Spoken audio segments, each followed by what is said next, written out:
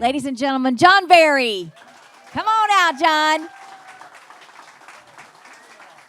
Hi. How are you, my friend? Good to see you, too. Have a seat. There's your microphone. Hey, everybody. How you doing? Now, that's if we just work up a sweat talking too hard, you know. Diamond Rio fella said, what's the point of this? I think I can hold it long enough. You know. I was like, okay. Good to see you. Good to see you again. Oh, we're just visiting. This is home week for us. Isn't it fun? How many years have you done this now? I think this is our third year. You had this place filled to the brim last night. We had a lot of fun. It was a good time. Did you, what all did you sing? Yeah, that's going to be hard. What you're going to sing? What you're going to sing tonight? We're changing a couple songs for tonight. Oh, gotcha. Do you ever sing Christmas in the middle of when it's not Christmas? If somebody hollers something out, I might do something, but we'll see. But never know. Yes, he does. So I just call him Mr. Christmas because you can't have Christmas if you don't hear John Berry sing "Oh Holy Night." Wow. Is that right? Do y'all feel that? Let me tell you, can I tell them a story about that? Tell them any story you want to tell them. Robin and I got married in July of 1988.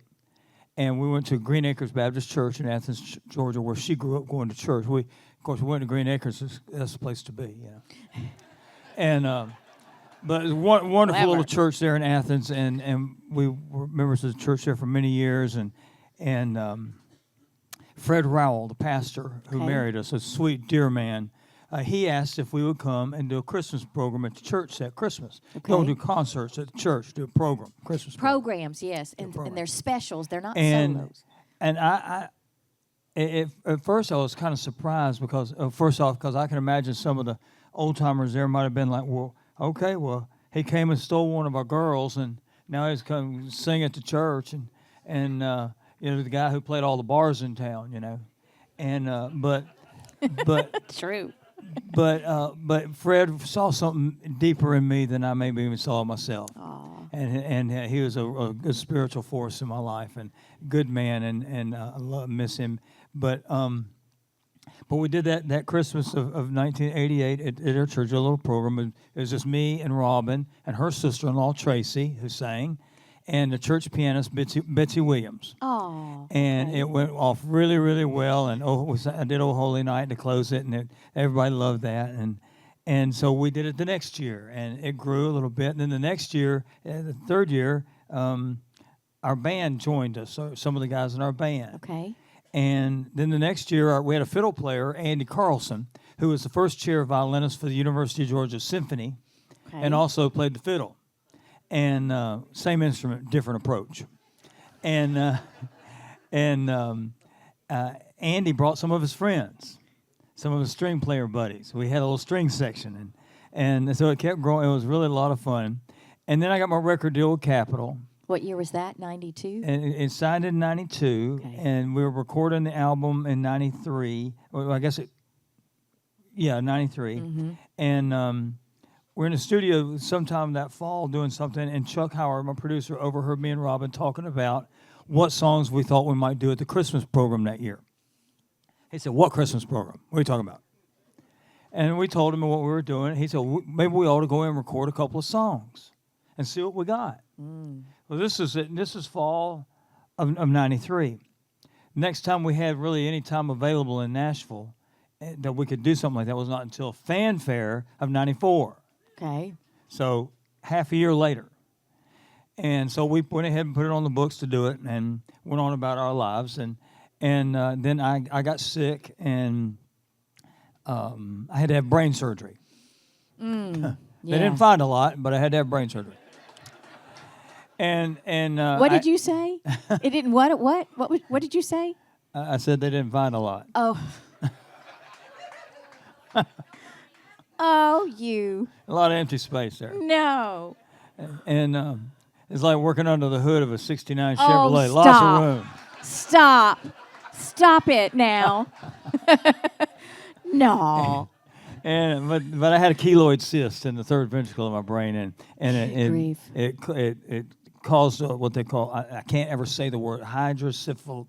Hydrocephalus? Yeah, Cephalus? hydrocephalus. So wait a minute. You had don't get off track because I will.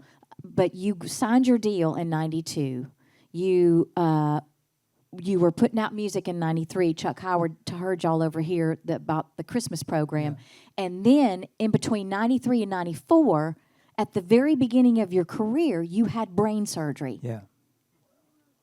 And it's great. So I had brain surgery on May 10th of 1994. Let me preface by saying I became the meanest person on the planet. I'm serious, meanest person on the planet.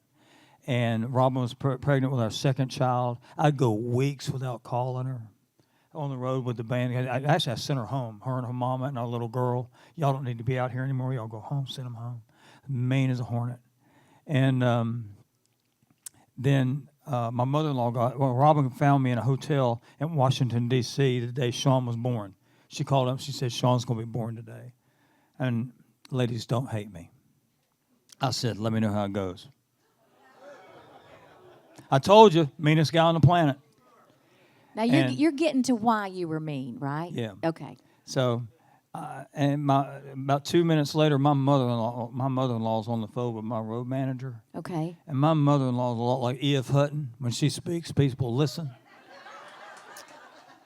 She's tough. And she said, I don't know what he's up to, what's going on with him. You get him home. So Robin Majors, my road manager at the time, got me on I don't remember flying to Atlanta. I don't remember renting a car. I don't remember driving to Athens. Oh, I know. Okay. I vaguely remember going to the hospital and seeing Robin. I walked in. She didn't know it was me because I looked so different. And she said I was just hollow. And I reluctantly, she said, well, do you want to take the baby back to the nursery for me? And so I did, and I was headed back to her room. I didn't want to go. And walking down the hall, and I just had to sit on the floor or throw up. And I sat down, and I was sitting on the floor of the hospital, and this nurse walked by, this lady I've known for a number of years, and she said, John Berry, is that you? And I said, yeah. And she's like a good nurse. She got real curious. She sat down and started talking to me, started asking me questions. I thought she was just being annoying. Wow. But she was just being a good nurse. And got talking about my parents, and she said, anything going on with your dad? Is your dad still living? I said, yeah, he's living.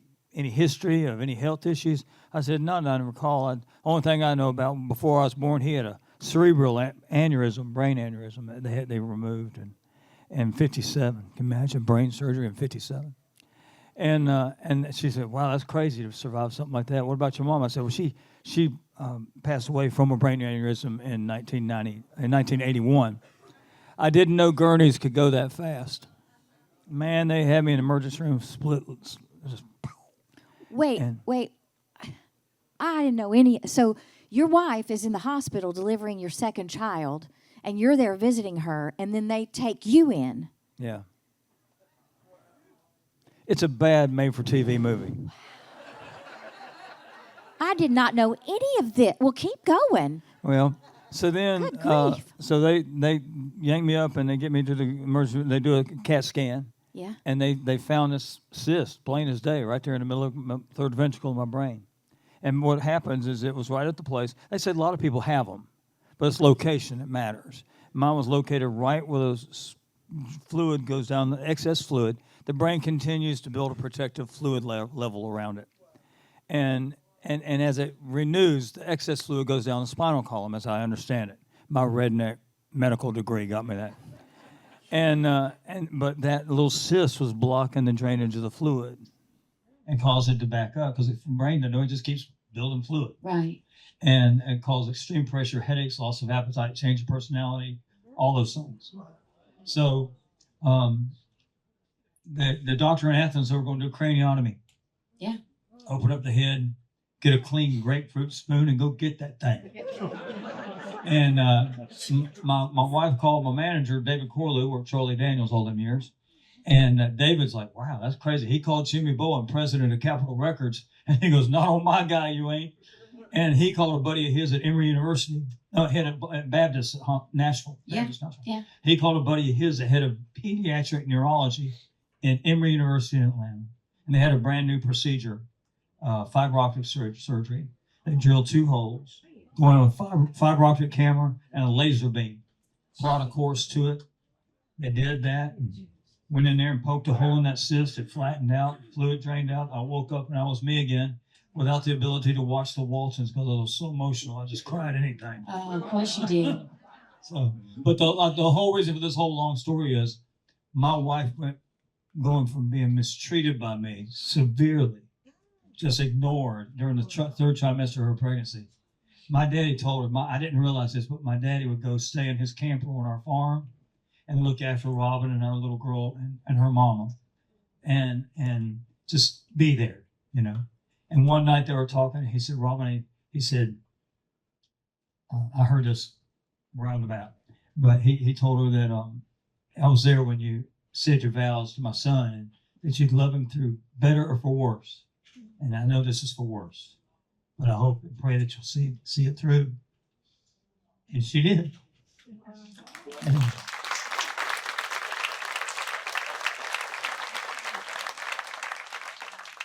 And she's the one that knew, well, your mother-in-law said something is wrong, something is off. Yeah. Get him and bring him home right now. Because it wasn't you. Yeah. You weren't being you. Yeah. So I ended up they scheduled a surgery at Emory University for May 10th of 1994. And I went into surgery at about 6:30 in the morning. And I got out about 10:30 or so. And the first thing I said is, how'd my song do? Your Love Amazes Me was climbing the chart like a rocket all of a sudden. Wait a minute. And I had my first #1 record the morning I had brain surgery, May 10th, 1994.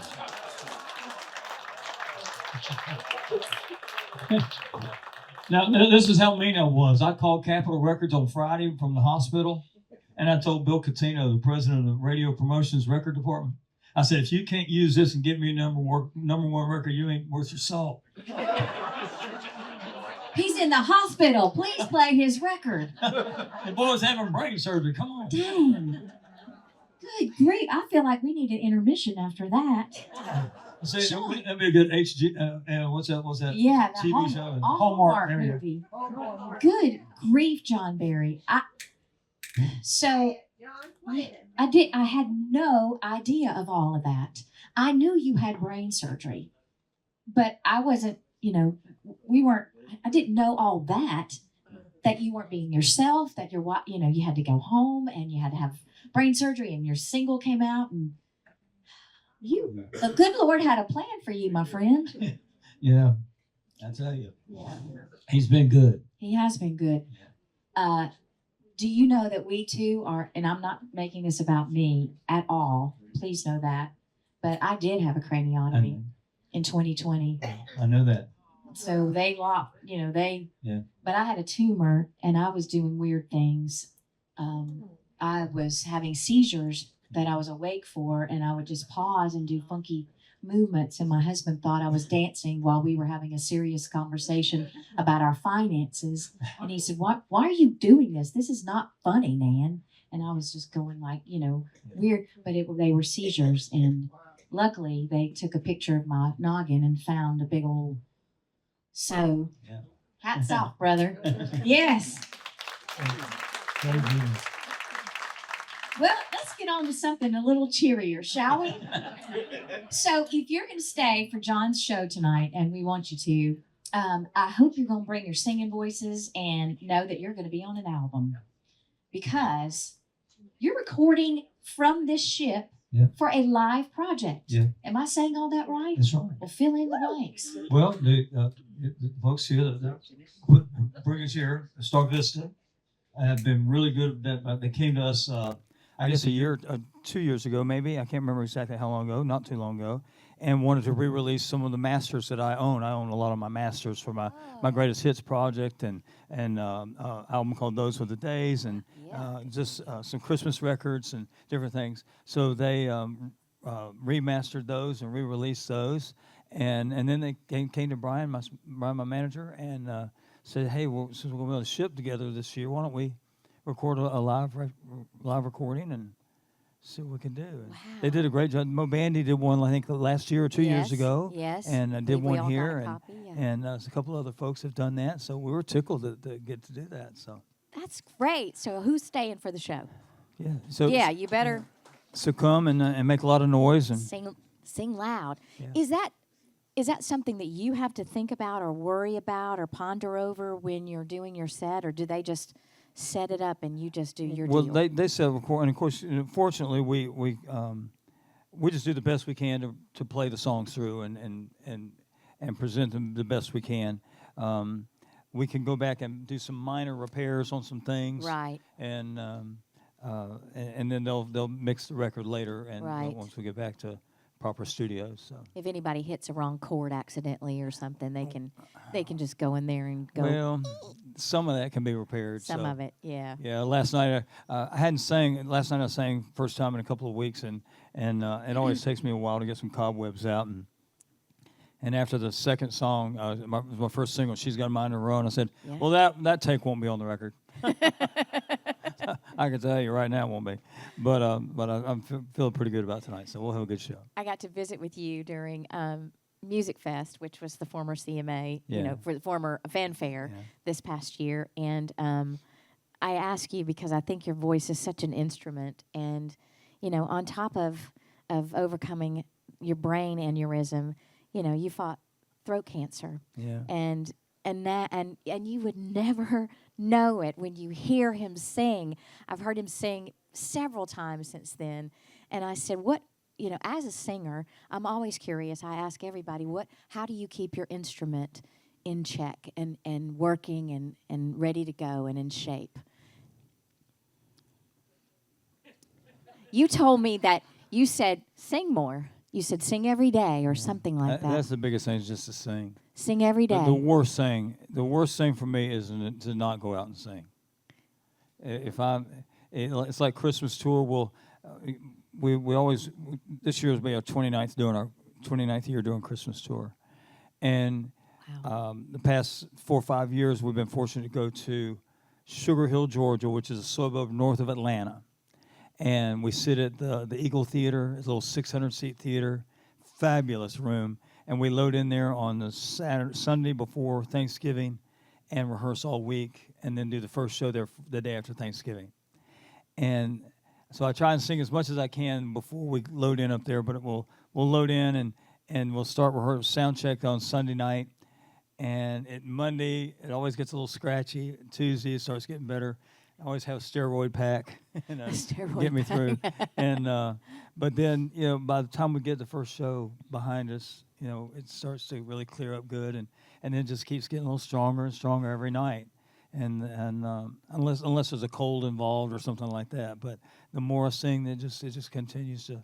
If I say, and maybe it's just because for years I played clubs in Athens, Georgia for 8 years, 4 nights a week. Yeah, you were like the R&B master of Athens, Georgia. I understand. Man, we just had the best time and played this. We played college bars, and our goal was to make the place roar for 3 hours. That was our job, and we had a lot of fun. We played everything from Cecilia by Celia, Simon and Garfunkel to Brown Eyed Girl to Family Tradition. I mean, and we'd always we'd throw in some originals here and there, and that was always a lot of fun.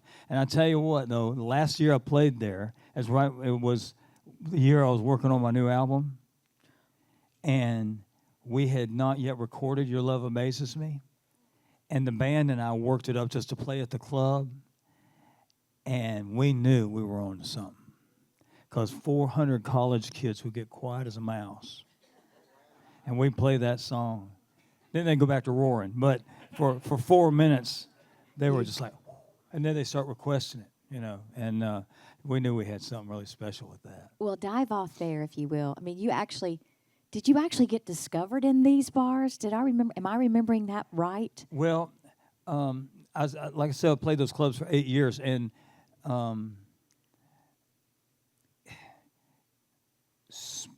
winter of '92, I was driving home. Rob and I lived out. We had a farm out in the country, about 18 miles out of town. And I was driving home late one night after playing at this club, O'Malley's. It's a wonderful place to play. And middle of the night, and DJ comes on and goes, "Y'all turn it up." Got a brand new song from Joe Diffie. I love Joe. I loved Joe. Boy, could he sing. Oh, my gosh. God bless him. He's Bless showing his up soul. country. Mm. And he sang Ships That Don't Come In. And I cried like a baby. I mean, that song. And for the first time, it occurred to me that maybe all I'd ever be is the godfather of Athens, Georgia, singing clubs in Athens, you know, or the old man singing clubs in Athens. And I'd never have that. I never get to come to y'all's towns and play for you. I never get to go on a cruise and play for you. I'd just be playing for college kids and doing that thing. And I got home and I woke Robin up and I said, baby, I told her about this song of Joe's. And I told her I'd dreamed bigger than this. I mean, by that time, I'd already recorded 6 albums on my own. What? Yeah, I did. My first album came out in 1979. I pray to God y'all never hear it. It's horrible. It's a record called Humble Beginnings. It should be called Extremely Humble Beginnings. But I did 6 albums between 79 and 1990. On your own dime. Yeah, cut some of them. The first 3 in my dad's, my folks' basement in their house. I built a little studio. But I told her I dreamed bigger than this. And so we stayed up all night, came up with a plan to go to Nashville every 45 days for a year. We'd send out invitations to the big invitation list, the industry invitation list. Everybody you want to come to hear you sing, anybody who's got the power to do anything, you want these people to come hear you.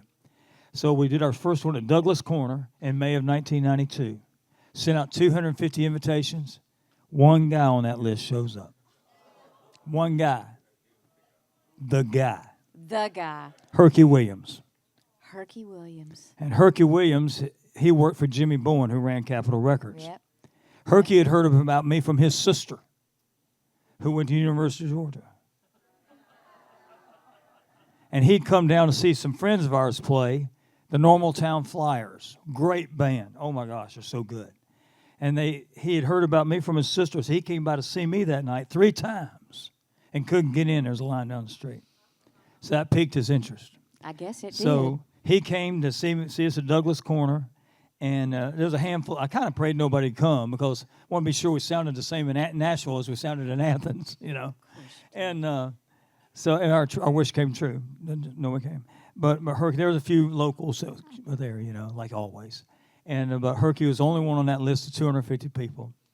And afterwards, he came up and talked to us, and we were stoked. We went out to get a bite of breakfast at the official musicians restaurant, Waffle House.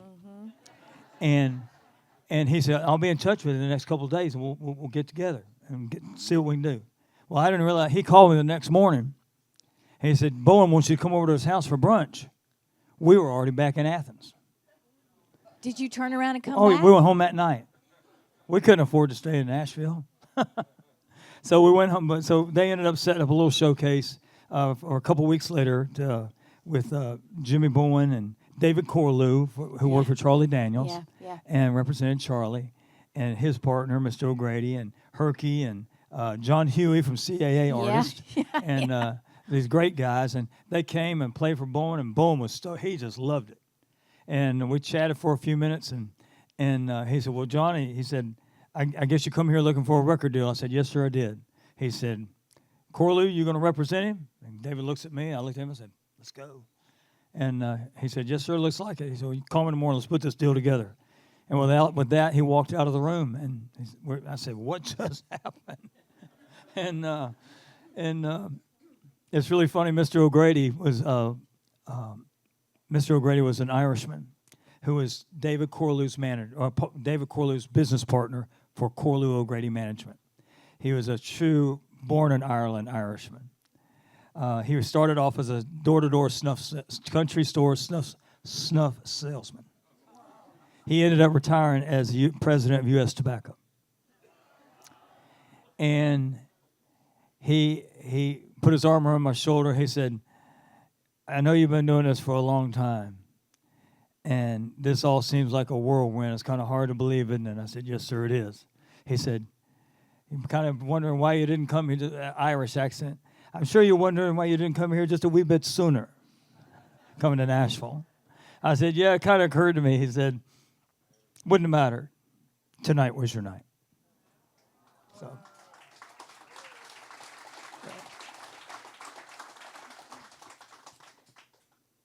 I can't follow that. My gosh. You know bits and pieces of that, but you really don't know the finite details. And to tag that on to what you talked about with your brain tumor and your surgery and your number one record coming out of that, and then how you got there, it's like there was no way your path was going to get disrupted. There was no way. He had it for you. Well, he laid the plan out for you, and just God has been faithful. Amen. And the Satan has tried to derail me time and time again. From I'm sure probably some of you noticed I walk with a limp. I got run over by a car in 1981. Riding a motorcycle through a parking lot. Lady ran a stop sign, hit me, and broke both my femurs and my left hip. I didn't know that either. This leg is about an inch and a half shorter than the other one because it fractured it right here, crushed it. Didn't know that either. Yeah, so it's weird, and I waddle like a duck because this foot kind of sticks out. That's all right. And it's all right. But so there was that back when I was a kid. I mean, I guess I'd done my first two little independent records, Humble Beginnings and then Nighttime, and but I just and after that wreck, I was working at a plant, a company called Herman Miller, built office partitions and furniture, based in Michigan. And I couldn't go back to that work. I worked at a plant in Atlanta, and I couldn't stand on my feet. I couldn't hardly walk for a long time. And but I could sit on a stool and play guitar. So it was very dark. That was the silver lining to that dark cloud. I was about to say that would be dark if you're working and you have a bad accident and you can't do your job anymore, and you think, well, wait a minute, I have the rest of my life ahead of me, and I can't hardly stand up. But yet your destiny was to climb on that bar stool and be in that bar every night singing a song and crafting your instrument. Yeah. Good grief, John. Yeah, those times you can't be stopped. I mean, seriously. Well, but this is and then just different things happen, and man, God's always been faithful to see us through. And this is crazy that when I got diagnosed with cancer, it'll be 6 years ago. It was 6 years ago just. Throat cancer. What is today? Today is we're almost February. Yeah, so it's January 4th of 19. I was diagnosed with throat cancer. In 2019? And and so that night, Robin and I were talking about the events of the day and all that, and I said, I always think, when I think back on all the different things, it's always been God trying to get my attention to draw me closer to Him. And keep reminding me that I need Him, And she said, would you please listen this time? She said, would you just hang on to the truth and just listen this time? And she said, enough of the drama. So, I hope you write a book. Oh, you've been talking to Brian Smith, haven't you? Brian Smith? No, I haven't. Oh, did you? Yeah, no, we've not talked. But that's seriously. what I hear every day from him. When are you going to start that book? Seriously. I've lived it. It's not that interesting. But that's what makes it fabulous. You've lived it. I'm just floored. Brian, I've known this guy forever, but didn't know these details that really give people inspiration. And, oh, by the way, if you need some inspiration, you can go to johnberry.com and listen to some of his podcasts. Oh, yeah. Robert and I had a podcast for during COVID called Faith, Family, and Friends. And basically it was just we'd have friends come and just have conversations about their lives and how their faith and their family and their friends had influenced their lives and their careers. And you can go to johnberry.com, and there's a link to, I think, 5 or 6 of our favorite podcasts on there. Yep. And one of them being a conversation we had in July a few years ago, and it was with Charlie Daniels, and he died 5 days later. And it is the sweetest conversation. He mentions being in heaven 4 times, I think it is, in the first 15 minutes or 20 minutes of the conversation. And I couldn't listen to it because I recorded these and I would edit them right there at my house. And usually I'd record them and in a week or so go back and edit it and put it together. I couldn't even go back and listen to it for months. And finally I did, and I left every that Charlie uttered, because that was all there was. and I cut out all the stupid stuff I said, but I left every sound he made. And Robin, of course, asked some great questions to Charlie. And when I first signed with Capitol, David Corley was my manager, and that was Charlie's manager. So yeah. I had an opportunity to learn a bit from Charlie over the years, and he was always very, very kind to us, and he was so gracious to do that little podcast with us. I encourage you, if you want a little inspiration, go listen to Charlie and talk about how much he loved Miss Hazel and his farm there in Mount Juliet, Tennessee, and the people of Mount Juliet, and how much he loved y'all. Oh, he talks about the fans that come to see him play and how much he loved them. It's a great conversation. That makes me cry right this minute. And there's nobody in our world that to me was a bigger patriot and a bigger stand for what you believe, and don't mix any words, and where I stand. Yeah. And that was Charlie Daniels, and I will never forget the day he died, and the tears. You were his friend, and I was his colleague, but it was as though he was my family member. Grandpa. All of ours, and there's no one that can ever fill his shoes, John. And he really mentioned heaven 4 times in your I think that's right. It's at least 3, but I think it's 4 times in the first 20 minutes of the conversation. Talked about being in heaven, but no place he'd rather be. Wow. If he's got, what was the name of his farm there in Mount Juliet? The name of the farm? What was it? What did you say? The name of his farm? I can't remember. But he said, if there's any place I got to be other than the name of his farm, he said, I'd rather be in heaven. But and he said, no, he said, it's the only place I'd rather be. And I believe he is there. Yeah, shoot. I know he is there. Oh, he loved Jesus. He and my daddy were the first guys I can guarantee that had the I Love Jesus bumper stickers on their trucks. He did. He sure did. He did. He came to faith later in life, and yes. and even though he'd grown up around biblical things, a good portion of his life, he came to faith in Christ later in life, and he was full on. Full on. Wow. Did you anybody go see the Isaacs this morning? Aren't they awesome? I got to make sure I keep an eye on your time because you got to play here shortly. I think this conversation and this feel is just a holdover from the Isaacs because they just laid it out. Yeah. They just, I don't know, I can't even describe it, but it was just spiritual. It was very, very spiritual, and I think this is just the culmination of. Yeah. That's some folks right there filled with the Holy Spirit, and they just carry it with them. Filled with it, and yes. Well, tell me what is on your agenda. Did I hear that you might be starting up the podcast again, maybe later on this year? We'd like to. We'd like to get Faith, Family, and Friends up and rolling again, and if I can find a sponsor that will help me, because I was producing it myself. Yeah, you can't be doing all that. What a disaster that is. Oh, now. It's just that there are guys that are able to edit and recordings like Pro Tools and stuff like that, right, who are just wizards at it so fast, and they know exactly what they're doing. Not so much.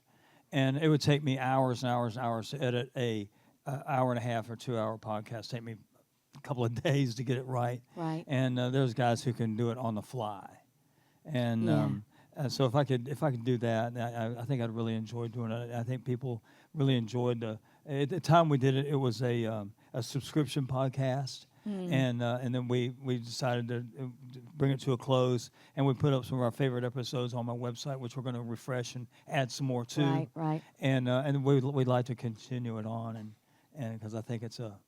Well, who are those people that are you don't have to say if you don't, but who are those sponsors that you might like to align with? Could we just put that out in the universe? Or sure, if anybody here owns a car dealership, come on. I don't care who it is, as long as it's okay. But that would be fun. Yeah. If you found somebody in this very room that said, you know what, I might be able to do that. Spring, What else? Springer Mountain Farms. Come on. Bring 'em out for. Did I say that? I didn't. Yeah, we did. Yeah, we did. Gus. Gus Arundel. He really is a good guy. He is a really good is. guy. He does a lot for country music and He country. lives up near Gainesville, Georgia, actually not far from where we That's lived right. most of our lives. And we played a little festival not too far from there last 4th of July last year, and he lives right near there. And they just came. stop and they came. Yeah, they came and said hey. So Good. Well, we'll just call him up. Come We'll on. just call him up. What else is on the horizon for you for the rest of the year? And then we'll take some questions and let you go get ready for your show. This year will be our 29th annual Christmas tour. We usually do around 20 cities each year, 20, maybe 25 at the most. Yeah. And depends on where Thanksgiving falls. This past year it fell right at the end of November. Right. So it was a little tough to squeeze in more than the 18 shows we had. But we got that, of course, and we'll see if there's another recording. It's been a while since I've done one, so maybe it's time to record some songs. Perfect. And you'll be recording here tonight, though. Yeah, recording here tonight. So.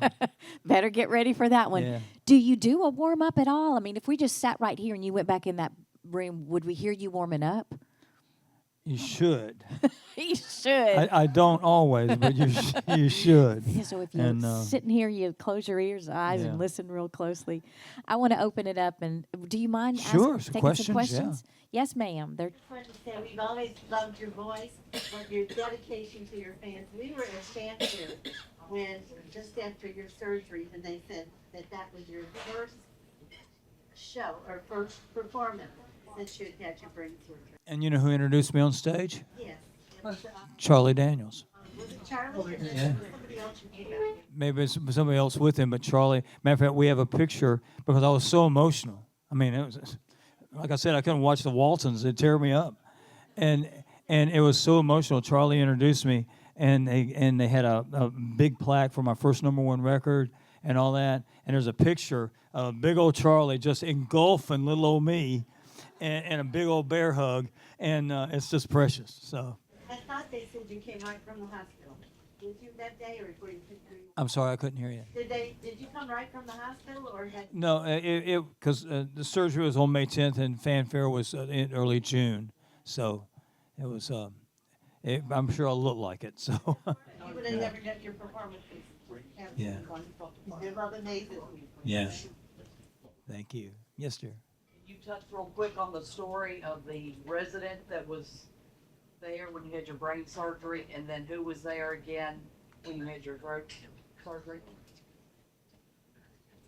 You said, back in 2020, when you told the story, you said that when you had your brain surgery, there was a resident there, and then when you went back to do your throat cancer, how they had protected. It was a little bit different. I had vocal cord surgery in '97. I had a polyp on my vocal cord that was causing me to lose my voice really quick, and so they had to remove that polyp. And then all these years later, when I went in for the throat cancer, when we didn't know I had throat cancer, we went to see the specialist, ear, nose, throat specialist, and I walked into Dr. Spire's office. He said, "John, good to see you again." And I'm like, "When did I see you last time?"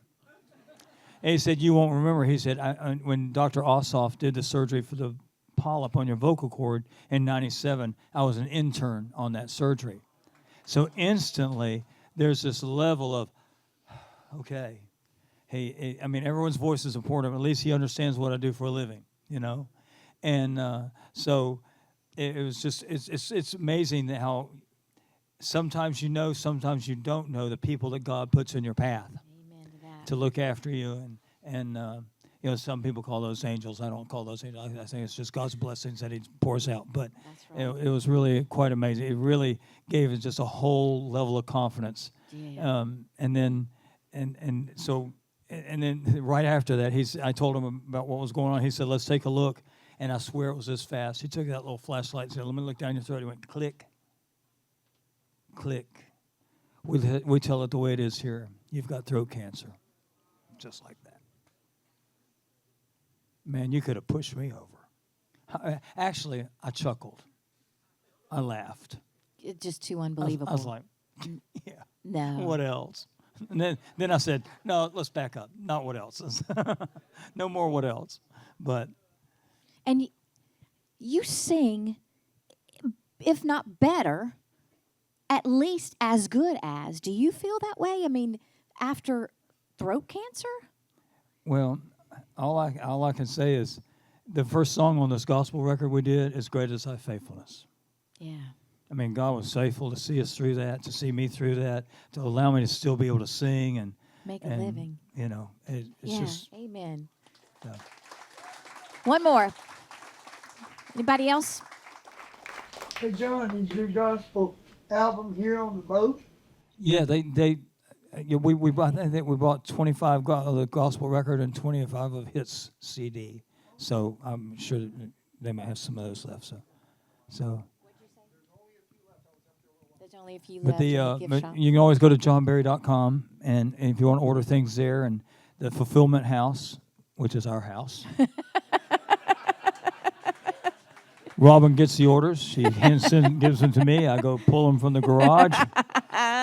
Lick the stamp. Thanks. I lick the stamps and mail them to you. I don't know that I've enjoyed talking to you more than all the other times that we've spoken than today. Well, thank you.